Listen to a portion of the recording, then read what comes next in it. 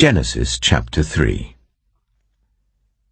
Now the snake was more crafty than any of the wild animals the Lord God had made. He said to the woman, "Did God really say, 'You must not eat from any tree in the garden'?" The woman said to the snake, "We may eat fruit from the trees in the garden, but God did say, 'You must not eat fruit from the tree that is in the middle of the garden, and you must not touch it, or you will die.'" "You will not certainly die," the snake said to the woman.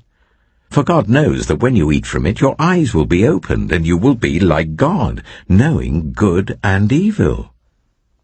When the woman saw that the fruit of the tree was good for food and pleasing to the eye, and also desirable for gaining wisdom, she took some and ate it. She also gave some to her husband who was with her, and he ate it. Then the eyes of both of them were opened, and they realized they were naked. So they sewed fig leaves together and made coverings for themselves. Then the man and his wife heard the sound of the Lord God as he was walking in the garden in the cool of the day, and they hid from the Lord God among the trees of the garden. But the Lord God called to the man, "Where are you?" He answered, "I heard you in the garden, and I was afraid because I was naked, so I hid." And he said, "Who told you that you were naked? Have you eaten from the tree that I commanded you not to eat from?"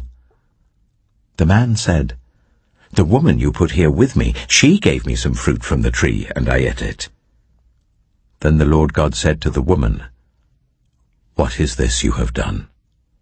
The woman said, "The snake deceived me, and I ate." So the Lord God said to the snake, "Because you have done this, cursed are you above all livestock and all wild animals. You will crawl on your belly, and you will eat dust all the days of your life. And I will put enmity between you and the woman, and between your offspring and hers. He will crush your head, and you will strike his heel." To the woman he said, "I will make your pains in childbearing very severe. With painful labor you will give birth to children. Your desire will be for your husband, and he will rule over you." To Adam he said, "Because you listened to your wife, and ate fruit from the tree about which I commanded you, you must not eat from it. Cursed is the ground because of you. Through painful toil you will eat food from it all the days of your life. It will produce thorns and thistles for you, and you will eat the plants of the field. By the sweat of your brow you will eat your food, until you return to the ground, since from it you were taken.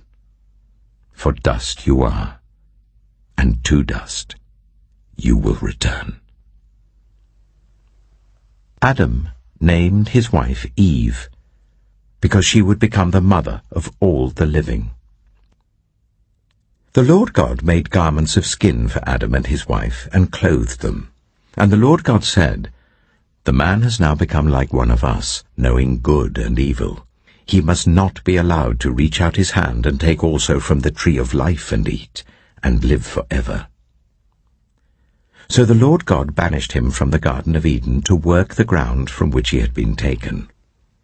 After he drove the man out, he placed on the east side of the Garden of Eden cherubim and a flaming sword, flashing back and forth to guard the way to the tree of life. Genesis chapter 4. Adam made love to his wife Eve, and she became pregnant and gave birth to Cain. She said, "With the help of the Lord I have brought forth a man."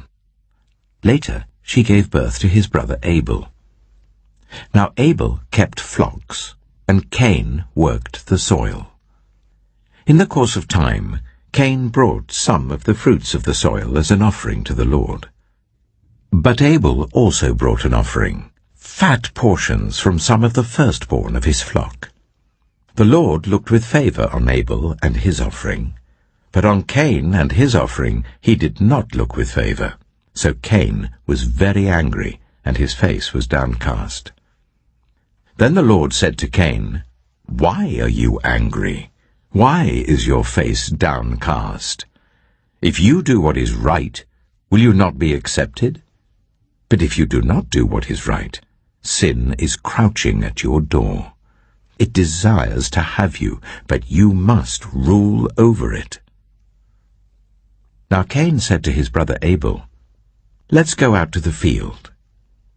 While they were in the field, Cain attacked his brother Abel and killed him.